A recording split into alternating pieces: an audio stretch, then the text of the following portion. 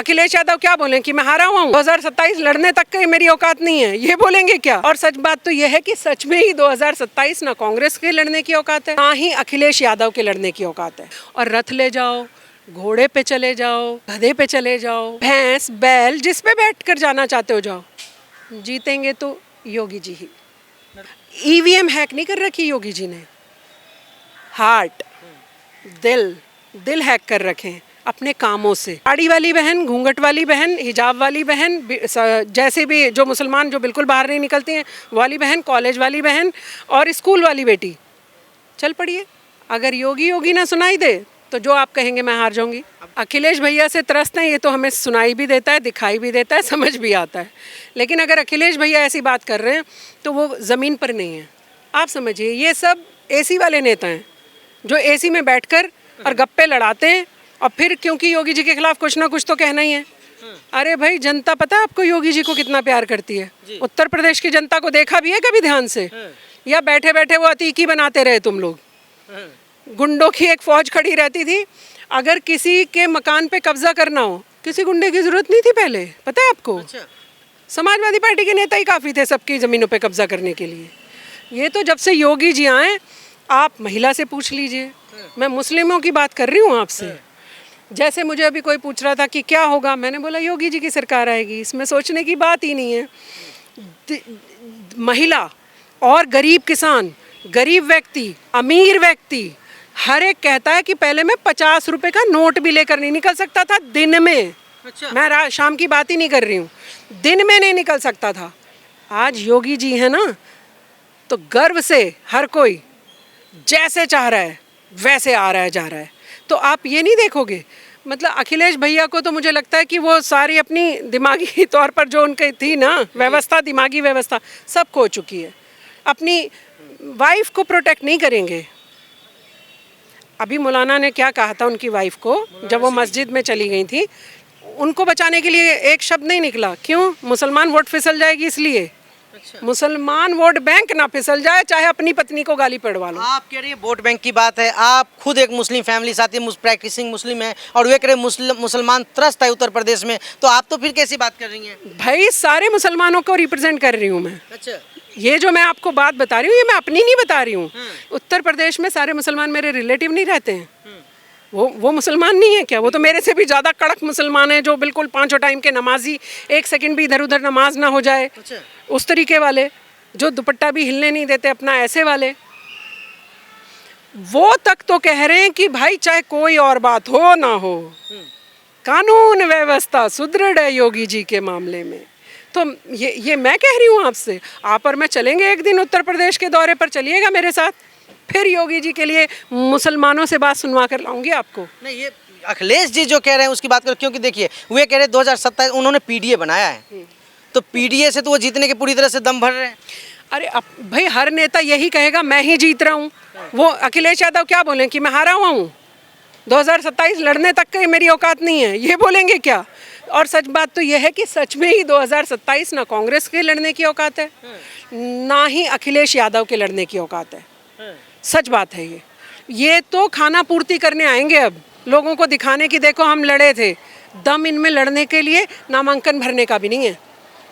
सुनवा दीजिएगा, अखिलेश भैया के लिए बोल रही हूँ मैं, ये नामांकन भरने का भी दम नहीं है।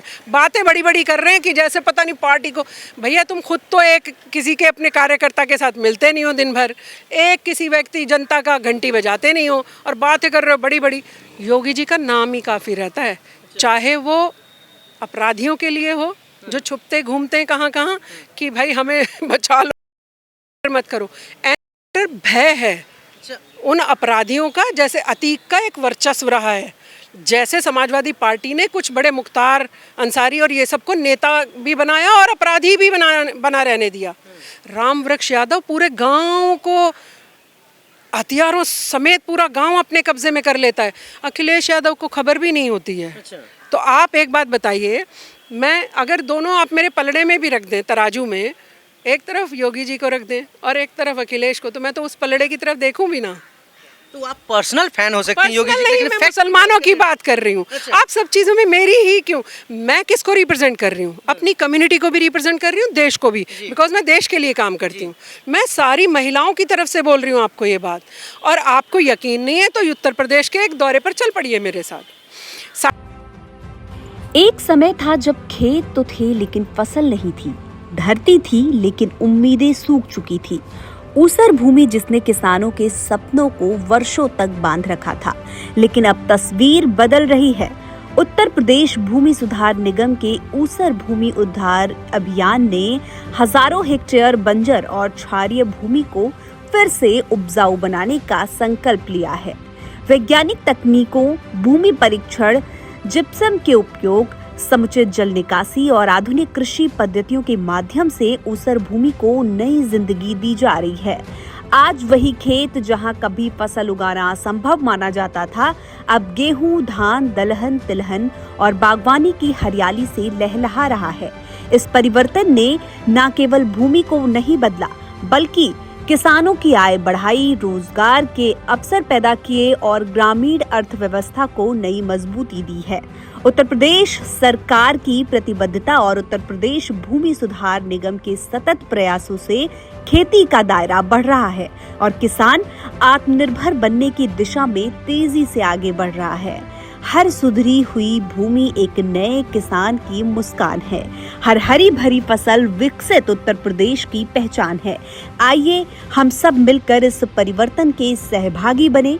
उत्तर प्रदेश भूमि सुधार निगम ऊसर भूमि उद्धार बंजर से समृद्धि की ओर। ऊसर भूमि सुधार उपजाऊ खेत समृद्धि किसान विकसित उत्तर प्रदेश। साड़ी वाली बहन, घूंघट वाली बहन, हिजाब वाली बहन, जैसे भी जो मुसलमान जो बिल्कुल बाहर नहीं निकलती हैं वाली बहन, कॉलेज वाली बहन और स्कूल वाली बेटी, चल पड़िए। अगर योगी ना सुनाई दे तो जो आप कहेंगे मैं हार जाऊंगी। अब फिर मैं आ रहा हूँ अखिलेश यादव के आरोप के हिसाब से, कह रहे सप्रेस किया जा रहा है, वहाँ पे दबाया जाता है, खास करके जो दलित समुदाय के लोग हैं। मुझे एक बात बताइए, आप मुझसे दबवा के वोट डलवा लेंगे? ईवीएम कब? अभी अखिलेश यादव बोले ना ममता दीदी में भी कि दीदी हारी नहीं हारा। मुझे एक बात बताइए, बांग्लादेश की जनता बुद्धू है जो आपके सामने आकर बता रही है? हम सब बेवकूफ़ हैं जो पूरे देश में घूमकर हम देखते हैं। हम कभी भी, आप ऐसा मत सोचिए कि हम बीजेपी की बात कर रहे हैं, मैं देश की जनता की बात कर रही हूँ। अगर देश की जनता मोदी योगी जी को पसंद कर रही है, उनकी नीतियों को पसंद कर रही है, तो मैं आपको वो बता रही हूँ। अगर अखिलेश भैया को 0% भी पसंद कर रहे होते तो मैं बताती वो 0% लोग हैं जो उन्हें पसंद कर रहे हैं, पर 0% हाथ ही नहीं आ रहे। मैं क्या करूँ बताइए आप? ईवीएम हैक नहीं कर रखी योगी जी ने, हार्ट, दिल हैक कर रखे हैं अपने कामों से। हम सबसे बड़ा, हमेशा जब भी कोई सवाल आता है मैं हमेशा कहती हूँ, सबसे बड़ा मुद्दा ही हमारी सुरक्षा है, जो योगी जी ने अपराधियों में भय पैदा किया। और मैं शान से जा रही हूँ, मुझे डर नहीं लग रहा। अब रात को भी वहाँ पर मैं 8 बजे भी घर से बाहर निकल रही हूँ तो मुझे ये डर नहीं है। मुझे ये पता है यहाँ छेड़ेगा, अगले चौक पे काम तमाम समझिए अपराधी का। तो इतना कानून व्यवस्था टाइट है? बिल्कुल टाइट है। लेकिन अखिलेश यादव जी समाजवादी पीडीए रथ यात्रा निकाल रहे हैं जिनसे वो लोगों से संवाद करेंगे। अच्छा एक बात बताइए, आडवाणी जी ने रथ यात्रा निकाली थी तो रथ यात्रा के खिलाफ थे, अब अपना रथ लेकर आ रहे हैं, किस लिए भैया? जनता के बीच आपका रथ और आडवाणी जी का रथ खराब। आडवाणी जी का रथ क्योंकि भगवान का रथ था तो वो खराब था, आपका रथ राजनीतिक रथ है तो बढ़िया है। ऐसे कैसे चलने देंगे? ऐसे नहीं चलने देंगे। और रथ ले जाओ, घोड़े पे चले जाओ, माफ़ करना, गधे पे चले जाओ, अच्छा नहीं लगेगा सुन के। नहीं, साइकिल तो उनका चुनाव चिन्ह ही है, पर मैं ये बोल रही हूँ गधे, घोड़े, भैंस, बैल, जिस पे बैठ कर जाना चाहते हो जाओ। जीतेंगे तो योगी जी ही। नरसिंह यादव जी एक और आरोप लगा रहे हैं कि अगर योगी जी जीत के आगे तब चुनाव ही नहीं होगा। क्यों? खत्म कर देंगे सब। ये सब देश छोड़ के भाग जाएंगे क्या? मतलब ये आगे भविष्य में भारत में नहीं रहने वाले? मतलब भारत में रह के राजनीति खत्म कर लेंगे अपनी ये लोग? लोकतंत्र खत्म कर देंगे योगी जी? नहीं, योगी जी नहीं, मैं अखिलेश भैया से पूछ रही हूँ। आप बोरिया बिस्तर पैक करके डिम्पल भाभी को लेके अपने बच्चों के हाथ पकड़ के, वो नहीं फोटो आती 2 बच्चों के हाथ पकड़ के, आप चले जाओगे विदेश क्या? अरे भाई भारत में रहोगे, पहले आने तो दो समय। आप क्या, वो उर्दू में नजूमी कहते हैं, एस्ट्रोलॉजर इंग्लिश में कहते हैं, ज्योतिषी हिंदी में कहते हैं। ज्योतिषी हो क्या आप? जो पहले से ही पहले प्रेडिक्ट कर दे रहे हो क्या होगा। आने दो, योगी जी ही जीतेंगे, आप यहीं भारत में रहोगे, आप इसी तरह से रथ, साइकिल और भैंस, बुग्गी सब ले लेके चलते रहोगे, जीत नहीं पाओगे। क्योंकि यहाँ पर काम मैटर करता है, जनता काम को चुन रही है। मैं जिंदा रहूंगी तभी मैं आगे बढ़ पाऊंगी, पढ़ पाऊंगी, कुछ भी कर पाऊंगी। मैं सुरक्षा व्यवस्था चुन रही हूँ, ये मैं जनता की तरफ से बता रही हूँ आपको। मैं सुरक्षा व्यवस्था चुन रहा हूँ, मैं सुरक्षित हूँ योगी जी के राज में। वरना आपके तो नेता ही काफ़ी हैं मेरा करने के लिए, मेरी ज़मीनों पे कब्जा करने के लिए। समाजवादी पार्टी के गुंडों को भूल गए लगते हैं। कुछ नहीं होने वाला। कुछ नहीं होने वाला। लेकिन ना योगी जी कांग्रेस का कुछ होने वाला है, ना सपा का कुछ होने वाला है। और जो बहन जी थोड़ा अभी कोशिश सी कर रही हैं बाहर आने की, होगा कुछ नहीं। आपने शबनम खान जी को सुना, जिन्होंने अपनी पर्सनल एक्सपीरियंस उत्तर प्रदेश के बारे में बताया और कहा कि योगी राज्य में सबसे पहले जिस तरीके से लोगों की सुरक्षा के ऊपर काम हुआ है, लोग वहां पे सुरक्षित महसूस करते हैं, यही एक काम काफ़ी है योगी जी को तीसरी बार सत्ता में लाने के लिए। इसके अलावा काम तो बहुत है। आपकी क्या राय है आप भी जरूर बताएं। फिलहाल अब तक के लिए इतना ही। कैमरा पर्सन मनीराम के साथ Vinod Kumar, A to Z news,